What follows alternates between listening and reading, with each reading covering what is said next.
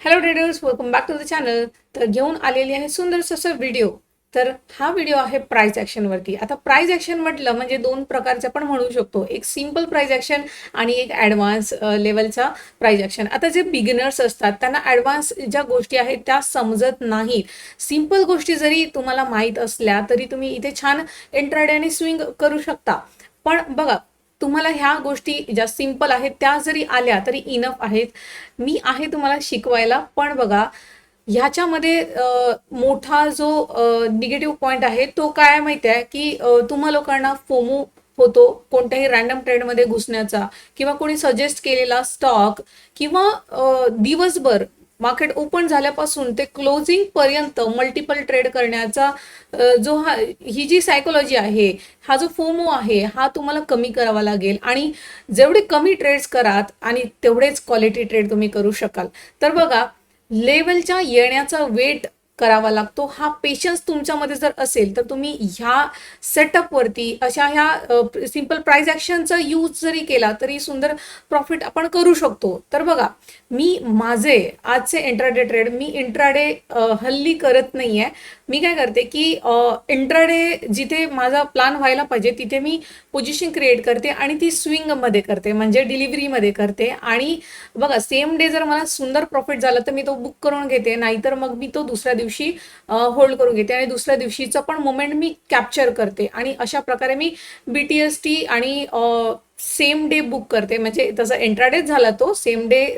जवळपास माझे टार्गेट रोजच हिट होऊन जातात. म्हणजे सेम डे इंट्राडेचे टार्गेट मी स्विंगमध्येच बुक करून घेते. आणि स्विंग म्हणजे बघा, खूप कन्फ्युजन होत असेल तर मी तुम्हाला सांगते सिंपल, की मी काय करते की जिथे इंट्राडे करायला पाहिजे तिथे मी मार्जिन यूज करत नाही. मी कॅशमध्ये तो स्टॉक घेते. क्वांटिटी माझ्या जास्त असतात कारण की बघा, नेक्स्ट डे पण तो जाऊ शकतो, या व्ह्यूनी मी तो तिथे बाय करते. पण सेम डे जर चांगली मुवमेंट आली असेल तर मी तो सेम डेच बुक करून घेते.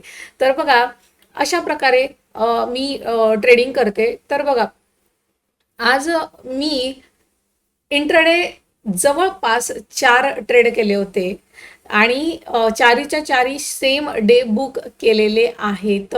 तर बघा, प्राइस ॲक्शन मी काय यूज केलं होतं, मी तुम्हाला सिंपल शब्दामध्ये, सिंपल भाषेमध्ये, सिंपल पद्धतीने इथे समजून सांगण्याचा प्रयत्न करेल. जे कोणी स्ट्रगल करत आहेत सिंपल प्राइस ॲक्शन शिकण्यामध्ये किंवा ट्रेडिंगमध्ये किंवा प्रॉफिटेबल राहण्यासाठी, त्यांना हे खूप खूप खूप कामात येणार आहे. पण बघा, प्रश्न हाच येतो की तुम्हाला पाहिजे आहेत रेडी स्टॉक्स. ते पॉसिबल नाही आहे. तुम्हाला नाही काही निफ्टी 100 स्टॉक्स बघावे लागतील, त्यामध्ये असे सेटअप बनत असतील तरच तुम्हाला ते शॉर्टलिस्ट करायचे असतात. आणि त्यामध्ये लेवलचा येण्याचा वेट करायचा असतो आणि लेवल आली तेव्हाच एंट्री करायची असते.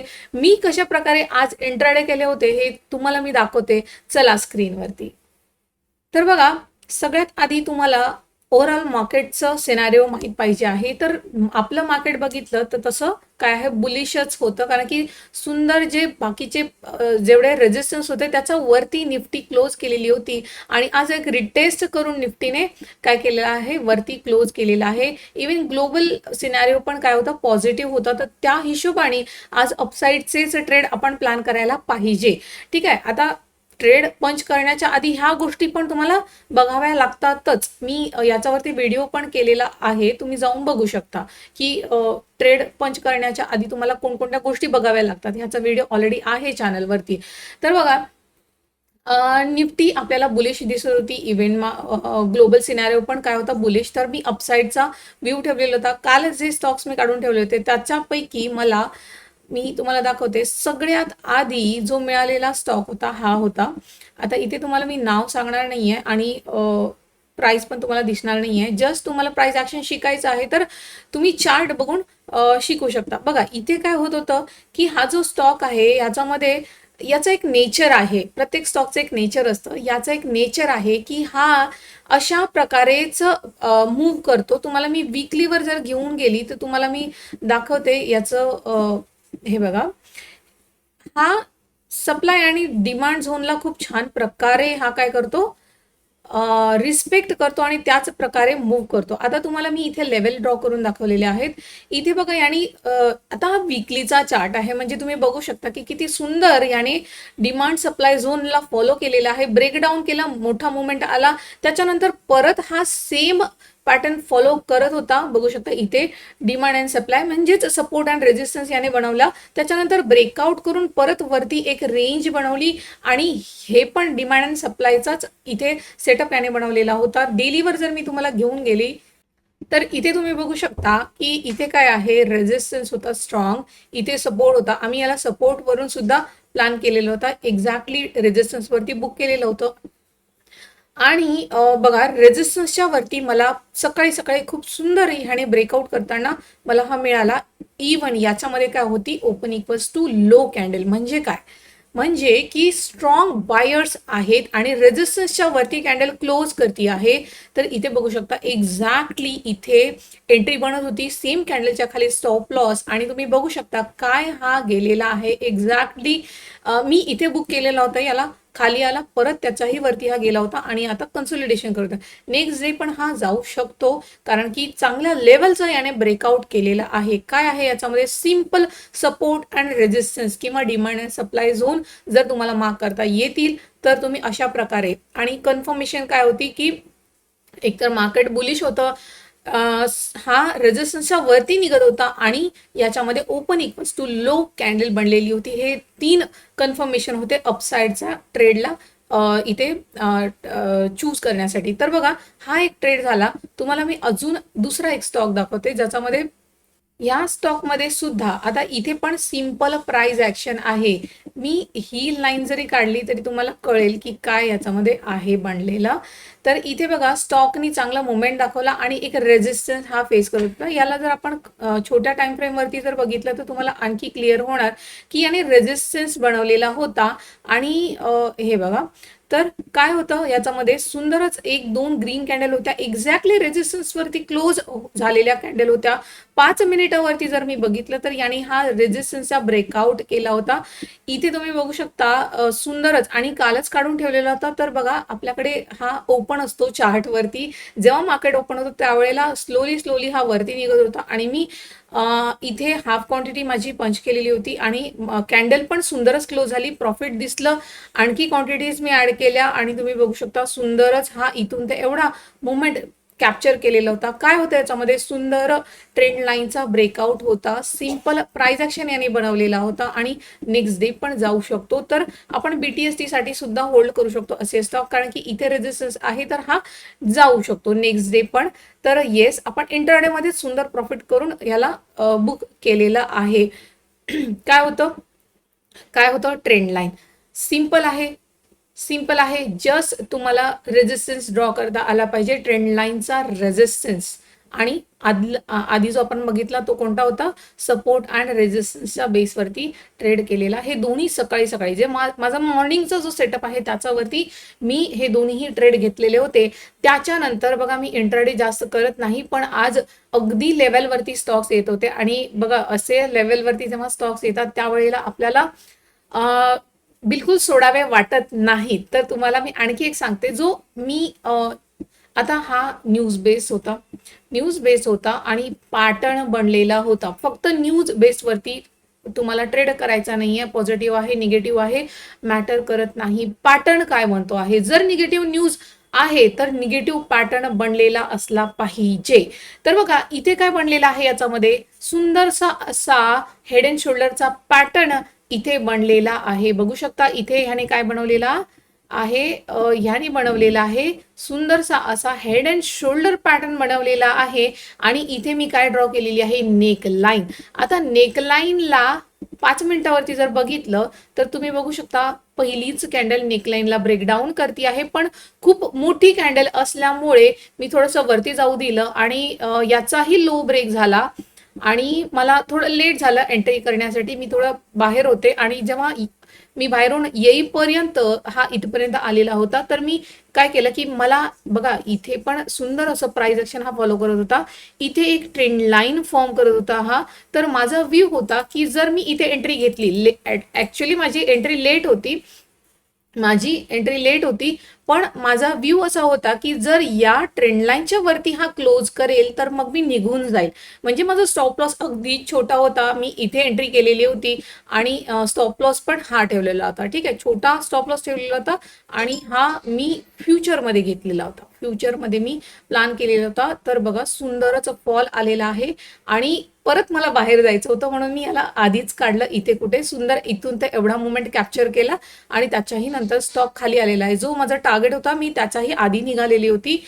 कसं असतं, आपण फ्युचरमध्ये जर पोझिशन घेतलेली आहे तर तुम्हाला तिथेच बसून राहावं लागतं आणि जर बाहेर जायचं आहे तर कधीही बुक करून निघून जायचं. तो छोटा प्रॉफिट असेल तरीही चालेल. आणि इथून ते एवढा मुवमेंट कॅप्चर केला, इथे एक्झिट केला आणि त्याच्यानंतर जो माझा टार्गेट होता तो तर त्याने हिट केलेलाही होता. इव्हन त्याच्या खाली क्लोज केलेला आहे. म्हणजे काय, आणि इंडिकेट केलेला आहे की नेक्स्ट डे सुद्धा मी खाली जाणार आहे. ठीक आहे, तर सुंदर हा पण आपण कॅप्चर केलेला होता. सुंदर प्राइस ऍक्शन बनलेलं होतं. ठीक आहे, तर चार्ट पॅटर्न जर तुम्ही बघितलेलेच आहे तर त्यापैकी कोणते पॅटर्न जे चांगले काम करतात त्याच्यावरती तुम्हाला काम करायचं आहे. आणि त्यातलाच हा एक पॅटर्न आहे जो आहे हेड अँड शोल्डर. माझा फेवरेट पॅटर्न आहे. तर याच्यावरती प्रॅक्टिस करायची आहे. इन्व्हर्टेड हेड अँड शोल्डर जर बनलेला असेल तर अपसाईडचा आपण ट्रेड बघू शकतो आणि हेड अँड शोल्डर जर बनलेला असेल तर आपण त्याला डाऊन साईडसाठी ब्रेकडाऊन करताना प्लॅन करू शकतो. ठीक आहे, त्याच्यानंतर आता हे झालंय 3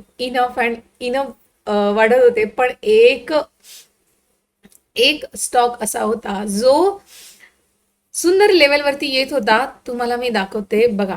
आता काय पॅटर्न बनलेला आहे, काय पॅटर्न बनलेला आहे. Triangular pattern. ट्रायंग्युलर पॅटर्न त्यातल्या त्यात इथे बघा. एक तर ह्याने एक्झॅक्टली कालची क्लोजिंग तुम्ही बघू शकता, एक्झॅक्टली ट्रेंड लाईनवर होती. याने ब्रेकआउट करायला पाहिजे होता, पण याने काय कॅन्डल बनवली ती open equals to high.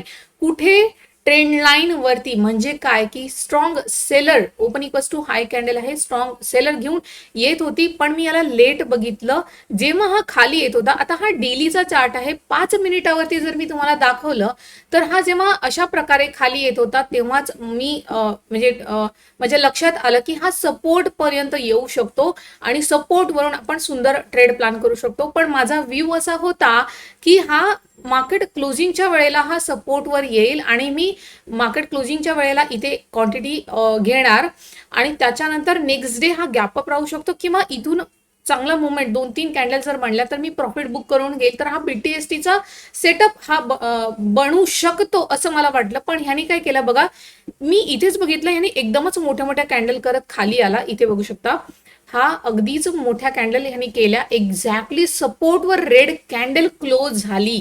सपोर्टवर red candle close झाली आणि मी इथेच एंट्री प्लॅन केली. एक्झॅक्टली इथे माझं स्टॉप लॉस अगदी छोटासा होता आणि इथपर्यंत काय झालं, कॅप्चर केलं.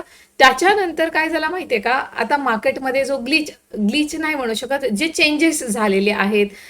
तर मी ह्याच्यामध्ये जो आहे इथला मी काय टाकलेला होता, माझी ऑर्डर टाकून ठेवली होती, सेलिंग ऑर्डर, की सेम डे जर मला मिळाला तर ठीक आहे, नाहीतर मी उद्यासाठी होल्ड करू शकते आणि उद्या मला हा इथपर्यंत मिळू शकतो. ठीक आहे, 1-2 दिवसात हा इथपर्यंत जाऊ शकतो. म्हणून मी काय केलं की सेलिंग ऑर्डर ऑलरेडी टाकलेल्या होत्या आणि काय झालं की मार्केट क्लोजिंगच्या वेळेला मला आयडियाही नव्हती, हा बुक झालेला होता. इथे जेवढं मला प्रॉफिट होतं त्याच्यापेक्षा डबल प्रॉफिट मला दिसलं आणि बुक झाला बघा.